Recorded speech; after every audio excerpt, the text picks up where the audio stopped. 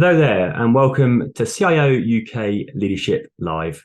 I'm Doug Drinkwater, the editor of CIO UK, and for this session, I'm joined by Rashik Parmar, who's the Chief Executive Officer at BTS, the Chartered Institute of IT. Rashik, thanks for joining me this afternoon. Doug, glad to be here. Fantastic. So, Rashik, you've had a long and illustrious career, over 4 decades, I believe, working at IBM, most recently as VP of Technology, also a visiting professor at Imperial College, and obviously advising clients through your time at Big Blue on everything from cloud computing to digital transformation. Where I'd like to go today in our conversation, I'd like to speak a bit about your career in IT, the new role at BCS. I believe you started on the 1st of October, and really diving into the role of BCS within the industry.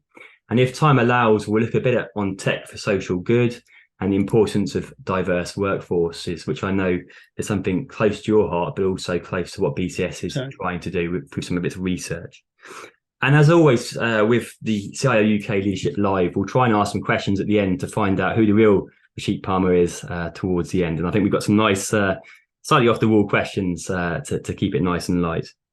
But Rashik, I guess first of all, I've given you a very small potted history of what you've achieved in your career, but just talk us through a bit around your career so far. And did you foresee, a question I always like actually is, did you foresee being here?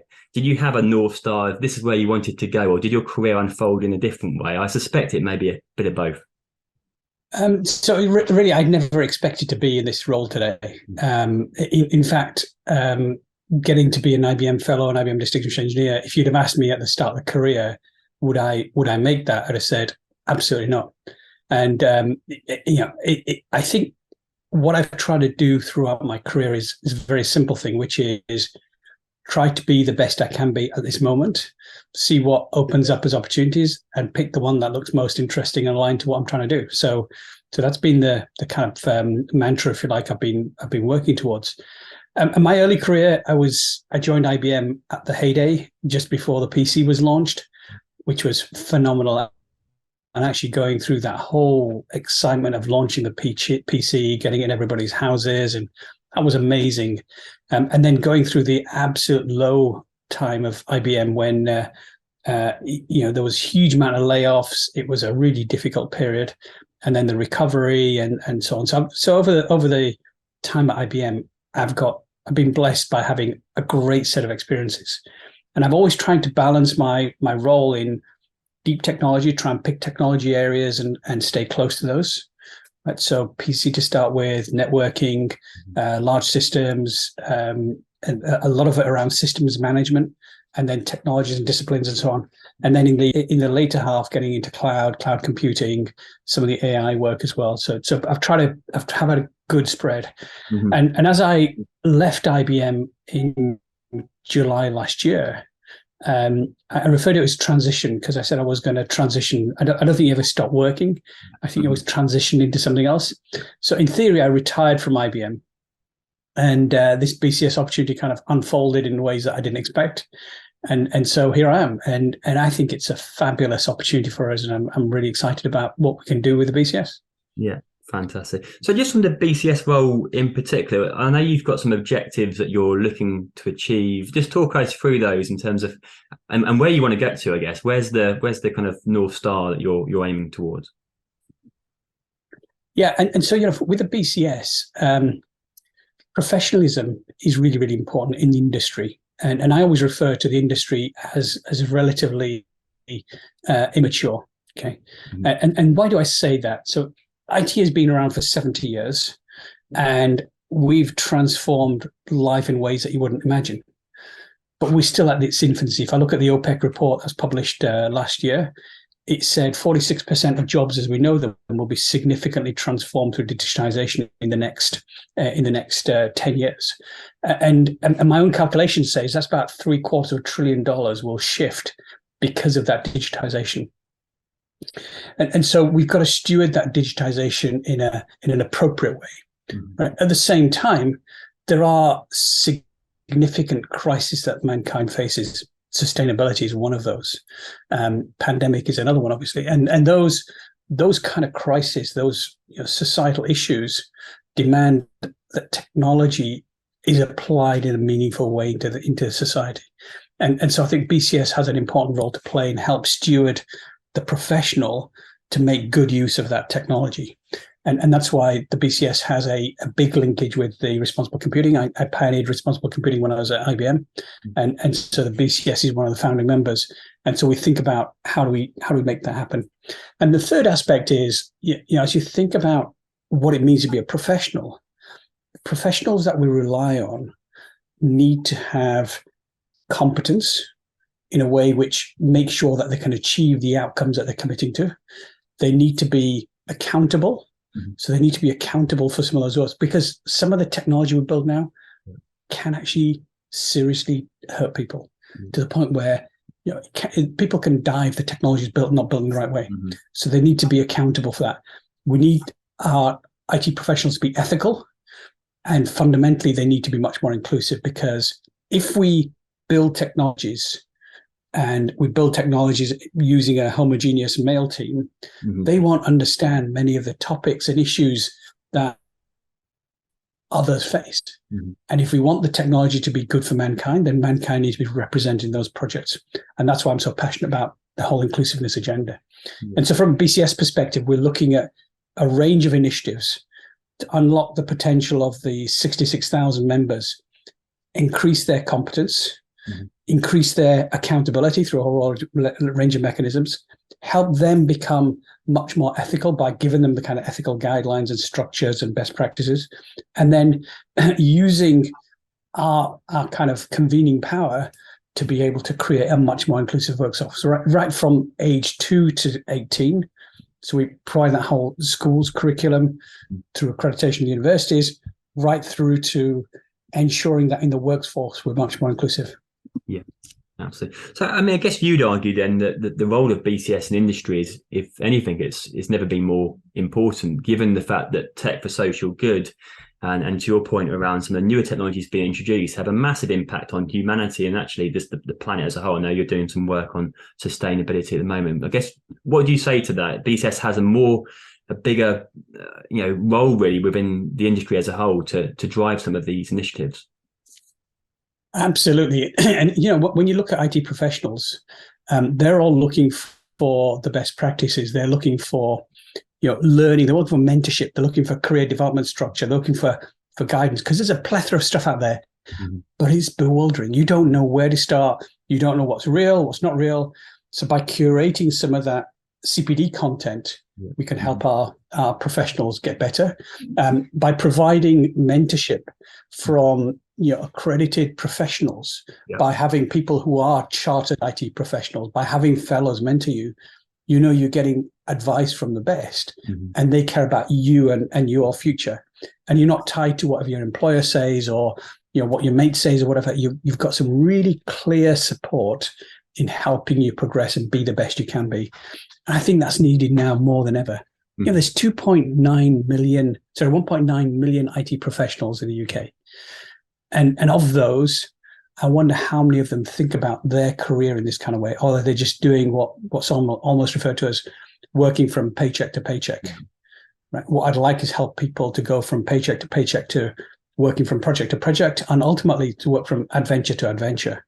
Because computing can help you create tremendous capability, and those adventures can transform people's lives and really make things which are absolutely phenomenal. If you look at the work that we did, just for example, with Coding Black Females, right, they identified there's 20,000 Black women missing from the workforce, right, because they haven't had the opportunity. They've not had the support. They don't see somebody like them in the IT profession. And so the role that the BCS has to play is to make those role models very evident and inspire those young girls to go and follow those kind of computing careers.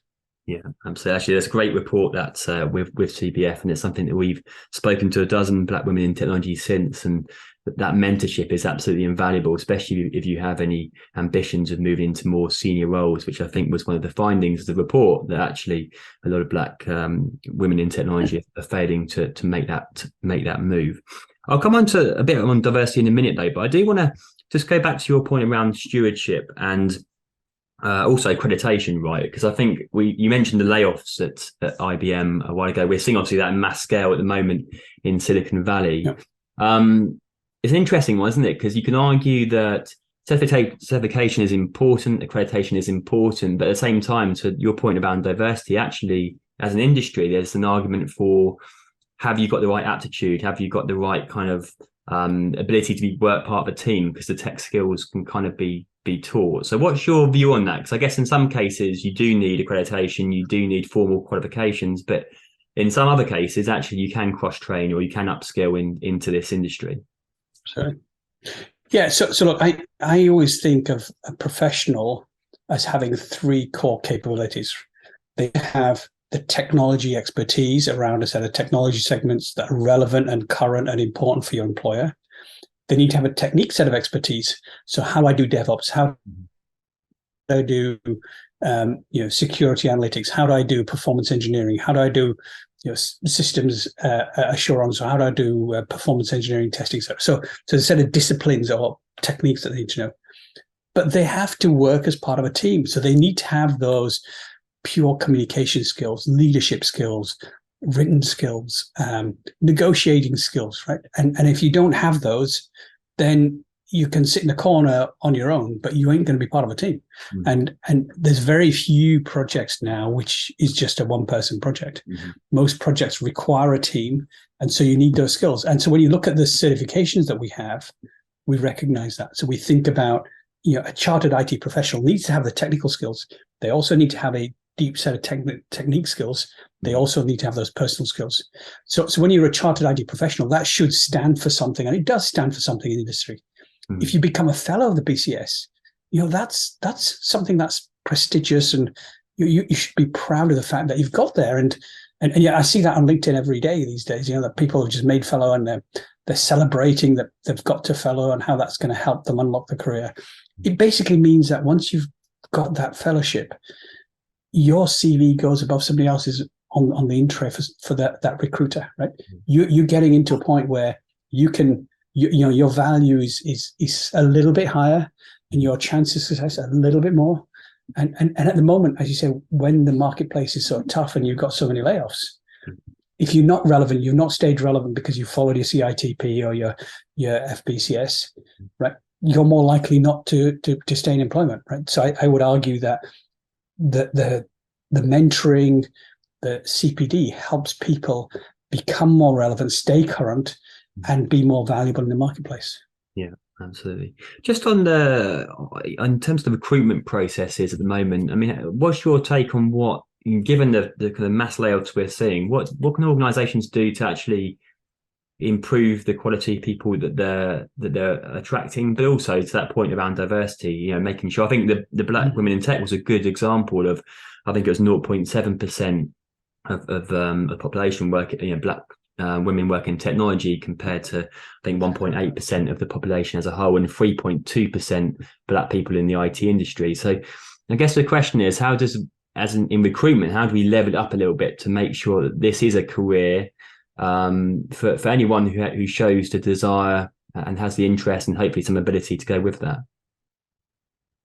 So Doug, it starts really at simple level, which is when you're producing your job adverts, have you thought about the language that you're using so that it attracts the right people, right? Mm-hmm. All too often I read these adverts and I think there's only going to be macho males applying for these because of the language you've used, right? So it starts very simply. Let's get the language in a way which makes it inclusive. Mm-hmm. And then, within IBM, we were doing blind interviews, so blind CV analysis, right? So when you look at the CVs, often there's a bias. Everybody has this bias. You look at the name and you instantly read the CV based on that name. So we take the names off. Mm-hmm. You just read the content, right? Yeah. And that again gives you a level of inclusiveness, which makes a huge difference. And then it comes back to how you're projecting yourself in the marketplace. Think about how your kind of adverts go out there with pictures of individuals. Are those pictures the right pictures? Are you representing yourself as inclusive? And then when it comes to presenting role models and showcasing your capabilities, are you showcasing the right kind of role models? Right? Are you making yourself look like an attacker base? People have huge choice out there. Although we've got lots of layoffs, the marketplace is still very buoyant, right? It's still an employer's market, employees market, and you can choose your place to go and work. And as you think about where to work, people are choosing based on things like how inclusive is the space, what kind of benefits am I going to get? Am I going to get that nurturing and CPD to progress? Right? Does the purpose aligned with my personal purpose? Right? Those kind of things are much more important now. So you've got to showcase those in a way which attracts the right colleagues to work in the team and helps you realize the potential of the business. Yeah, absolutely. And I think that piece around mentoring and role modeling is so important. I think we've seen some bad examples of that, haven't we, down the years? I think the one that springs to mind is GCHQ advertising for people to move into security, and the imagery was stock photography. It was clearly a model rather than someone actually working as an architect, for example. But no, some valid points. And I guess the valid points are, I've spoken to many CIOs that say that diverse teams are the best teams. So even if you're cold-hearted and have no interest in this, you should want to do it because you get a better performing team. But also, I know you've spoken a bit around, which is a key point around, as we look at emerging technologies, in particular AI, to your point around 4 blokes around a table or 4 white men around a table, the output is going to equal the input, right? So you need those diverse voices. Absolutely. And, so if I look at projects, and I'm being very fortunate to talk to people in all kinds of industries tied to the online safety bill. And we care very deeply about that from a BCS perspective. We have to protect young people.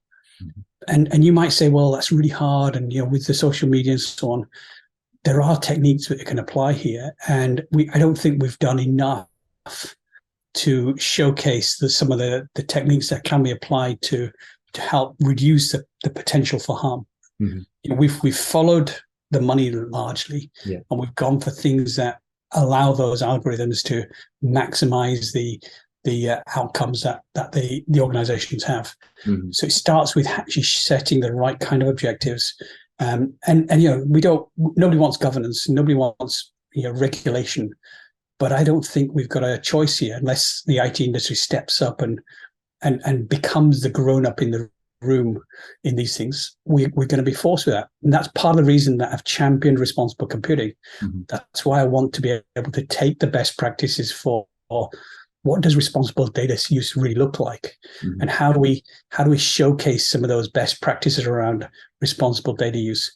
What does ethical AI really look like? IBM's done a lot of work in that space, as of Microsoft and Google and so on. But they've all got slightly different views.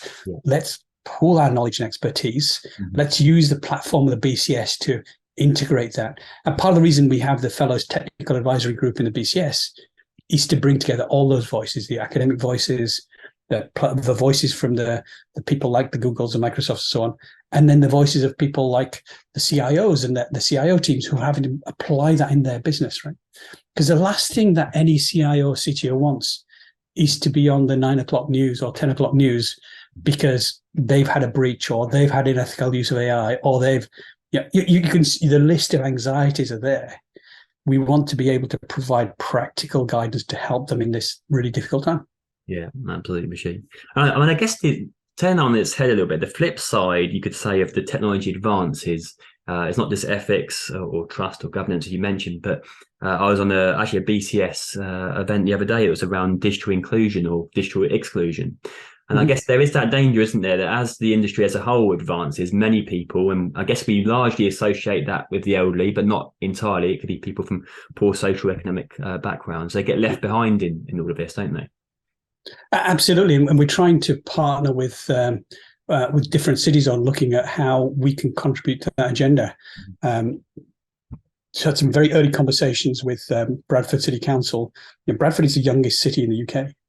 And they have phenomenal issues with how do they help their young people find a future for themselves. And in there, there's a whole bunch of amazingly talented young people. They don't have any access to role models for digital careers. So how do we expose them to some of that? How do we help them progress? And part of the reason that we're helping create, we're hoping to launch a BCS Foundation is to be able to provide us kind of a bursary scheme, because a lot of those people don't have access to a laptop, they don't have access to the internet, and so they're kind of reliant on what they can have in school or on public spaces, and so they can't progress a career speed and pace that we would want them to. And so how do we help provide that kind of support through the BCS? And that's that, we are a charity, so we should be doing some of the charitable things. The Digital Divide is a specialist group that we have within the BCS, and what they've done is packaged up a set of best practices for how people have been helping. We got some early conversations with some of the community foundations. Again, often you find the community foundation is a space that has access to the people that can really make a difference. They're struggling with technology. It's not necessarily the elderly. It could be somebody who has ended up not being able to work because of a disability or an illness. Somebody who's a carer who hasn't had the opportunity to access those technologies but has that ability. Right? It could be somebody who is in a vulnerable space because of the environment, the home environment that they have. And those that the foundations have access to those people, and they can, through the Digital Divide community that we have, we can tap into some of the expertise and package some of the best practices to help them with simple things like, how do I go and do my online form application for this benefit I need to have? Because they don't know how to do that, right? There's some very fundamental data. They're being excluded from access to services that's provided because they can't use the technology. And you can't phone anybody, you can't go ask for help. You've got to get on this bit of technology. So how can the BCS members, through the volunteering, help there? And that's part of the things that we're trying to do here. Yeah, absolutely. And I think that's what's quite exciting, actually, is that it seems there's a greater awareness in the industry, but also great collaboration. I know like the Digital Property Alliance and others are doing this. And obviously this has been on the political radar for some time, I think, since Francis Maude's inclusion strategies almost 10 years ago. So I think it's finally there's some joining the dots. I think Freddie Queck, one of our community members, would probably say of how do you bring this all together. If you're almost out of time, but I guess where next do you think we're going to see in the industry as a whole? Where do you think the industry is going? And crucially, what does that mean for you in the role of BCS? So look, I still see, as I said, the IT industry in its infancy. There are a phenomenal number of problems out there we could address, right? Whether it comes to providing sufficient water, coping with climate change, helping make healthcare more affordable, reducing the amount of waste. The problems are endless. So how do we steward technology in a way to address some of those societal issues and really make the world that we want to be part of? That's where I'm trying to position the BCS. I think BCS has got a lot to do there. We see the technology moving at a tremendous pace. Things like ChatGPT, Perplexity.ai, quantum, which is just around the horizon, right? So there's a whole bunch of these technologies, and we don't know what's going to happen with things like VR and AR, and how we will really leverage the 5G and IoT capabilities to really transform some of the aspects in life. And I net it down into a couple of simple things, right? I documented the 3 laws of digitization, right? The first law says, whatever can be digitized, somebody will find a way of doing it. Right? So that's kind of obvious. Second law says, when it gets digitized, its value tends to become free. And that's a scary thing. That's what people try and avoid. But what I say to people is be digital or be digitized, because somebody's going to do it to you if you don't do it to yourselves. And then you've got to come through that and say, well, so where's the value? And the third law of digitization says the value comes from using the new data to create new value. Right? And that's what you've got to do. You've got to look for that new data and use that as a way of finding that new value. And so I think there's a new set of skills that are coming forward. And I summarize the skills in 5 animals, right? So there's the data gatherers. They're the squirrels. They look at how do we gather that data. There's the owls, who are the wise ones, who look at how does data transform business, process, parts of daily life. There's the algorithmic geeks, the foxes or wolves, who hunt in packs and write that cunning bit of algorithmic code which does some magic things that nobody can understand. Then there is the data engineers, and they're the ones that we often ignore. I refer to them as the weaver birds, the small birds that build a big nest. Yeah.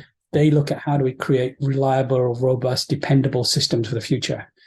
And then there's the ones that we often don't notice. They're the hawks. They're the ones that are flying high above, and they worry about the ethics, the legality, and privacy of what we do.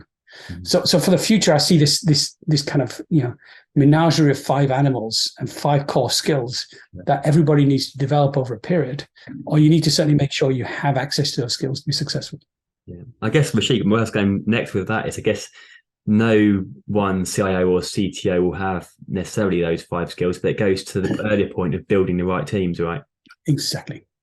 It's a team sport, and you've got to make sure you've got a balanced set of skills. And actually, those 5 animals are a good way of looking at, do I have the capabilities I need for success in my team going forward? Yeah, absolutely. Now, Rashik, we always like to finish here on CIO UK Leadership Live with a couple of off the wall questions, a little bit out of the ordinary. I'm going to start with what you're most proud of, and that could be personal or professional. What kind of sticks with you? So I think my proudest moment, I've got a couple of proudest moments. One is actually achieving IBM fellow in IBM. There's only 100 and something fellows in the whole of the history of IBM. So to have done that living in Leeds is quite an achievement. So I'm absolutely amazed about that. Second thing was I got a medal from Prince William's for the work that I did. It was for business and innovation. So it was recognised through an MBE, which is absolutely amazing. So I think I always try and do the best I can. I don't look for these things, but actually getting those is a great honour to have. Yeah, absolutely. And then finally, Rashik, I'm going to add kind of 2 questions in one. What do you kind of do in your spare time? I know I'm going to prompt you in a couple of areas actually. That I know I think you blog about tea and have also produced a book on happiness. We probably haven't got time to go into the weeds of what that actually looks like, but just talk us through what motivates you, what keeps you going in your spare time. So look, I have a very simple motto for myself, which is try to create the world that you want to be part of. And that's kind of driven me and continues to drive me. So I have a Sunday blog called Sunday Sprinkles, and that really looks for little bite-sized, sprinkles of insight from things I have. And that's where my tea blog comes from. So one of the things I talked about was, did you need a cup of mint tea? Because often you get caught up with the caffeine and all this kind of stuff. But actually, mint tea is really valuable because it's a good, refreshing drink and it's good for the health and so on. And the happiness book really came to me because sadly, I was faced with bowel cancer many years ago, and facing that kind of a personal life crisis. You start to you do some introspection. You start to reflect on your life and reflect on lots of things. And I realized that there's a need to help others and share some of the insights, right? So soon after my bowel cancer, my mother passed away, and there's some of my other uncles passed away, and so we had this kind of basically this kind of sadness across the whole family. And I wanted to try and cheer people up, so I thought, let's write something on happiness each week. So for a year, I blogged on happiness. So just a small status update. I wasn't going to take something that anybody else had produced. I wanted to have some original work. Did it for a whole year, and at the end of it, people liked it. So I wrote my 53rd blog post. It was actually on Facebook. Post was, well, that's 53 done, and I think I hope you all liked it. I think somebody else needs to be responsible for the happiness of the group. I'm done with happiness, right? And I got this message back saying, you can't stop now. You got to keep going. So I took those messages. I thought, if people in my Facebook group like them, then maybe others will as well. And that's why I turned into a book. So that's how the book was published. Oh, that's fantastic. Is there one piece of advice you'd leave people with in terms of, I guess there's no silver bullet to that, but what would you leave the audience with? So I'll actually give them 3 very simple pieces of advice, right? The first one is learn to learn. Success in the world now is based on how fast and how effectively you can learn. Because things are moving so fast, you can't learn everything, so you've got to learn to learn. Second thing is always focus on your strengths. People tell you you're not good at this, ignore that. Focus on your strength, make your strengths the best they can be, And by the way, the weaknesses will improve because you focus on your strengths. Yeah. And the third thing is do the things that get you out of bed rather than keep you awake at night. Yeah. Right? Yeah. Nice. So if you focus on those three things, Yeah. you'll have a wonderful life, wonderful career. Fantastic. Well, an uplifting note to finish on, Rashid. That's some really good advice there. So a pleasure to talk to you, and thanks so much for joining the CIO UK Leadership Live. Really interesting conversation to hear about your career and what BCS is doing to support the industry, and best of luck in the year ahead, I should say. Thank you. Fantastic. And of course, thanks to you for tuning in today. I hope you found that a valuable session to take away. For CIO UK, I'm Doug Drinkwater. Thanks, goodbye, and we'll see you soon.